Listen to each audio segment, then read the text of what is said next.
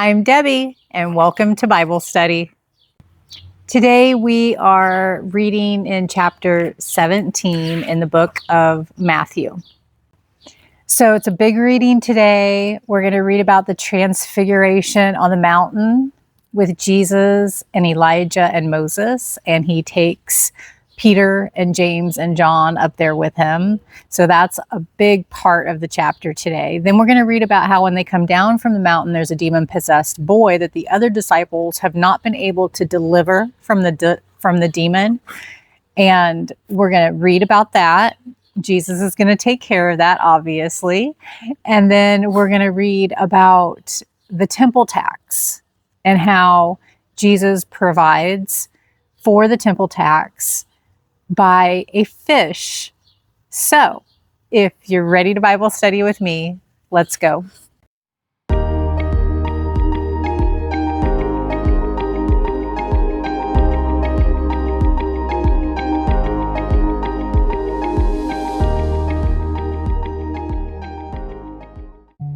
Dear Heavenly Father, we come to you with thanksgiving, and we ask that you give us knowledge, understanding, and wisdom as we study your word together today. Do your work in us in your perfect timing, and help us to be sensitive to your leading in our lives. Give us a fresh insight, and let us leave today's study with a new perspective. In Jesus' name we pray. Amen. Chapter 17, verse 1. After 6 days, Jesus took with him Peter, James, and John, the brother of James, and led them up a high mountain by themselves. There he was transfigured before them. His face shone like the sun, and his clothes became as white as the light. Just then there appeared before them Moses and Elijah, talking with Jesus. The Transfiguration was a foretaste of heaven. The participants were doing something worth noting. They were talking together.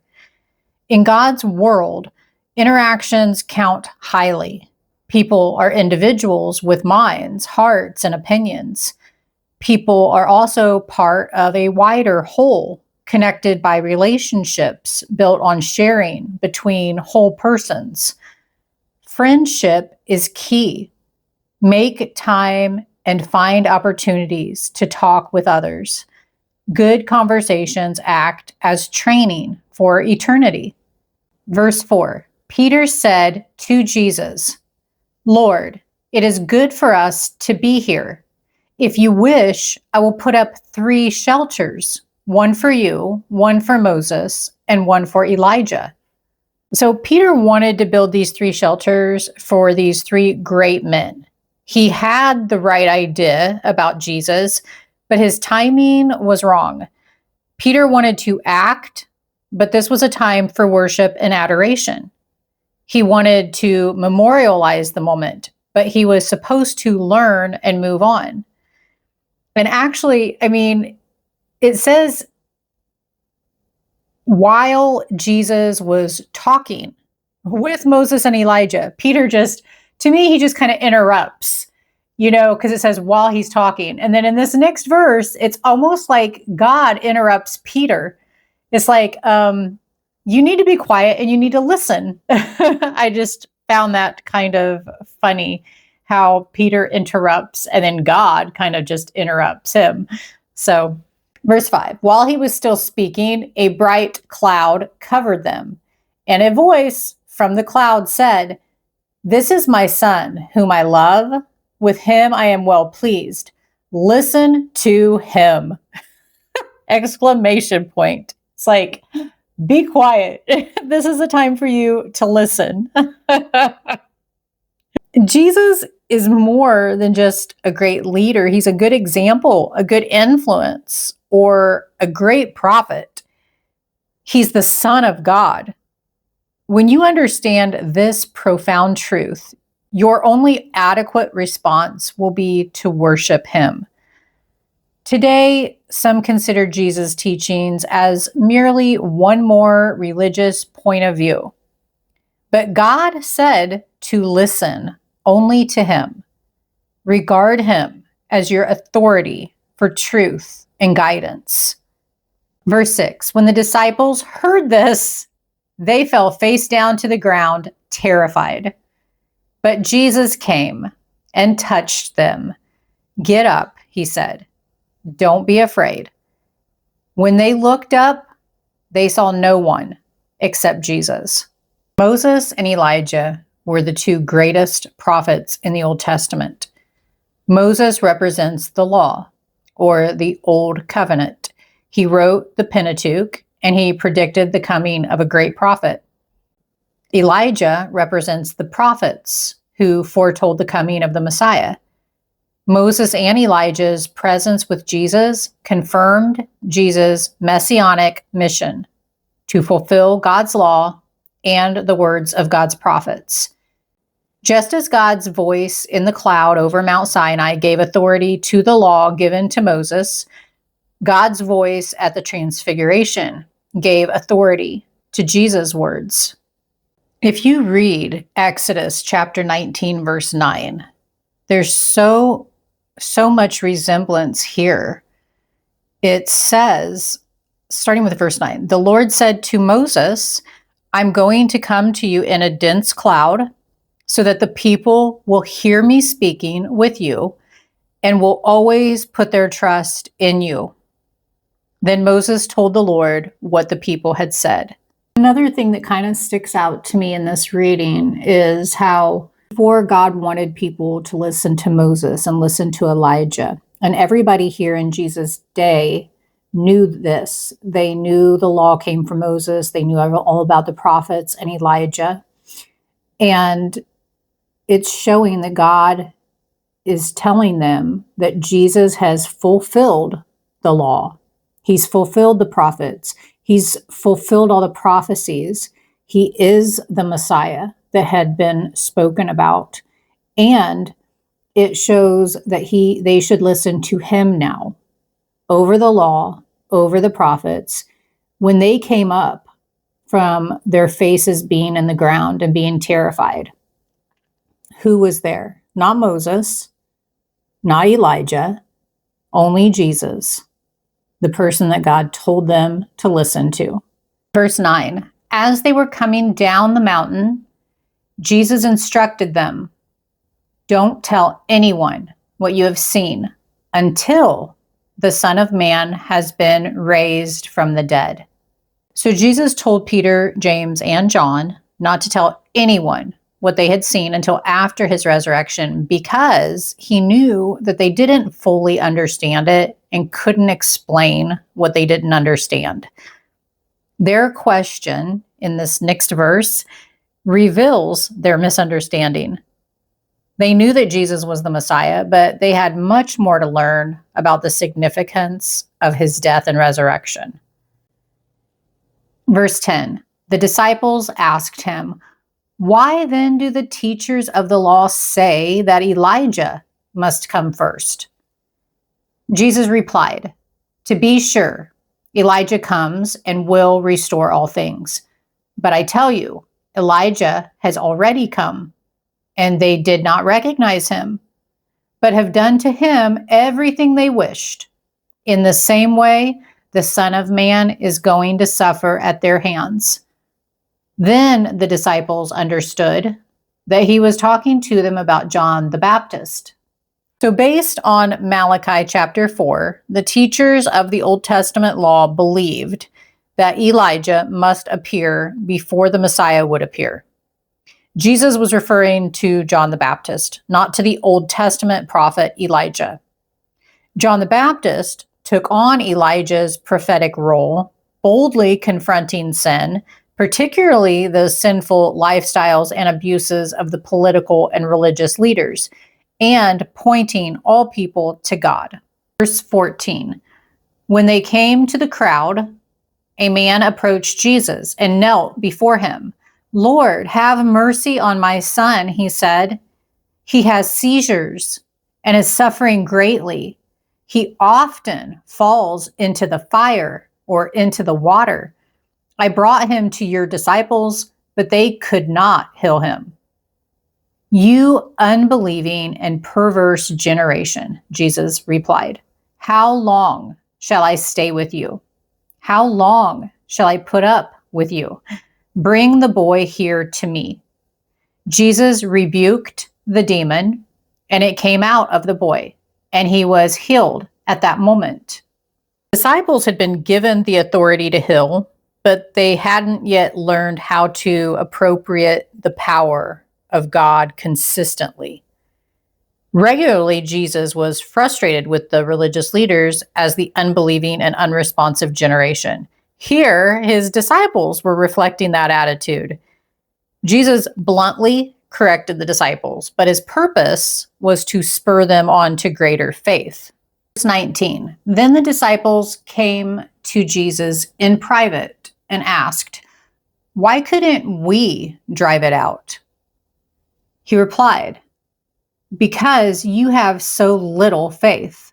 Truly, I tell you, if you have faith as small as a mustard seed, you can say to this mountain, move from here to there, and it will move. Nothing will be impossible for you. Jesus rebuked the disciples for insufficient faith. He was showing how important faith would be in their future ministry. If you're facing problems that seem as big and immovable as a mountain, turn your eyes from the mountain and look to Jesus for more faith. Then you will be able to overcome the obstacles that stand in your way. Also, he talks about the faith here, but in Mark, I think it is, I think it's Mark chapter 11, he actually says that it needed prayer. They needed this type of deliverance from a demon, needed prayer for him to be able to come out of the boy. So actually, I just had to look it up because I hate to just say a scripture, even if I tell you I'm not for sure. I just had to look it up myself, and I'm glad I looked it up. It's Mark chapter 9. Yeah, and in chapter 9, it actually goes into a whole lot more detail if you guys want to read this on your own. But it actually says, they're like, there is a demon in him. It seizes him. It throws him to the ground. He foams at the mouth. It was very intense. Jesus actually says at the end, because they were like, why couldn't we drive it out? And Jesus said, this kind, meaning the type of demon, can come out only by prayer. It was doing a lot to the boy while Jesus was still trying to get it to come out. And once Jesus told it to come out and commanded it, it says the spirit inside, it shrieked, it convulsed the boy violently before it actually came out. So I just wanted to throw that in there because it's not mentioned in Matthew. Here in Matthew, it's reflecting more, I guess, on the faith part. That's Matthew, his writing anyways, and that's what he wanted to get across. So as far as the faith, he was saying the quality of their faith, Jesus was saying, was insufficient. The power of God plus our faith is what moves obstacles and heals people. To the disciples, the mustard seed was the smallest particle imaginable at that time. Jesus said that even faith that small or undeveloped as a mustard seed would have been sufficient. Perhaps the disciples had tried to drive out the demon with their own ability rather than God's. Even a little faith has great potential when we trust in God's power to act. If we feel weak or powerless as Christians, we should examine our faith, making sure we're trusting God's power, not our own ability to produce results. Verse 22, when they came together in Galilee, he said to them, the Son of Man is going to be delivered into the hands of men. They will kill him, and on the third day he will be raised to life. And the disciples were filled with grief. So once again, Jesus is predicting his own death. This is the second time out of the 3 times that he's going to talk about his death. And more important, he told of his resurrection. But you'll notice that this time Peter doesn't rebuke him. This time it just says that they were filled with grief. He learned the first time.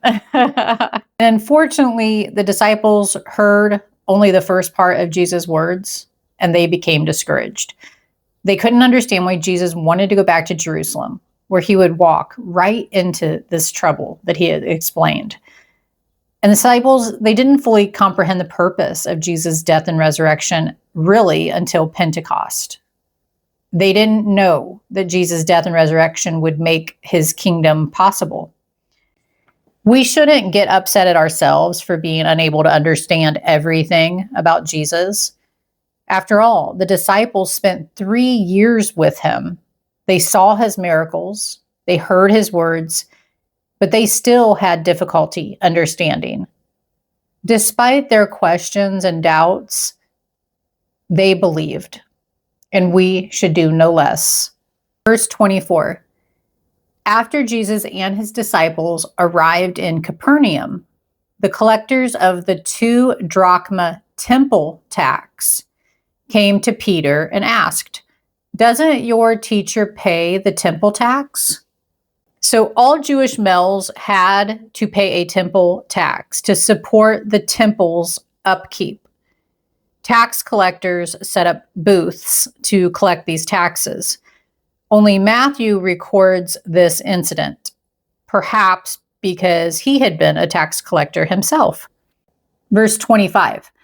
"Yes, he does," he replied. When Peter came into the house, Jesus was the first to speak. "What do you think, Simon?" And that's Peter. He asked, "From whom do the kings of the earth collect duty and taxes? From their own children or from others?" "From others," Peter answered. "Then the children are exempt," Jesus said to him. "But so that we may not cause offense, go to the lake and throw out your line. Take the first fish you catch, open its mouth, and you will find a 4 drachma coin. Take it and give it to them for my tax and yours." Now, Peter answered a question without really knowing the answer, putting Jesus and the disciples in an awkward position. Jesus used this situation, however, to teach Peter about Jesus' kingly role. So just as kings pay no taxes and collect none from their families, which Jesus asked him, kings and their children, he's showing himself as the king, and he owes no taxes because these are for the temple. Jesus supplied the tax payment for both himself and Peter, though, so he wouldn't offend those who didn't understand his kingship. Although Jesus supplied the fish and the money, Peter had to go and get it. Ultimately, all that we have comes to us from God's supply, but he may want us to actively participate in the process. As God's people, we are foreigners on earth because our loyalty is always to our real king, Jesus. Still, we have to cooperate with the authorities and be responsible citizens. An ambassador to another country keeps the local laws in order to represent well the one who sent him. And we are Christ's ambassadors. It actually says that in 2 Corinthians. So are you being a good foreign ambassador for him to this world? Thanks for joining me today. And please share this video with someone that you think it might help, and click on the next video. We will continue into chapter 18.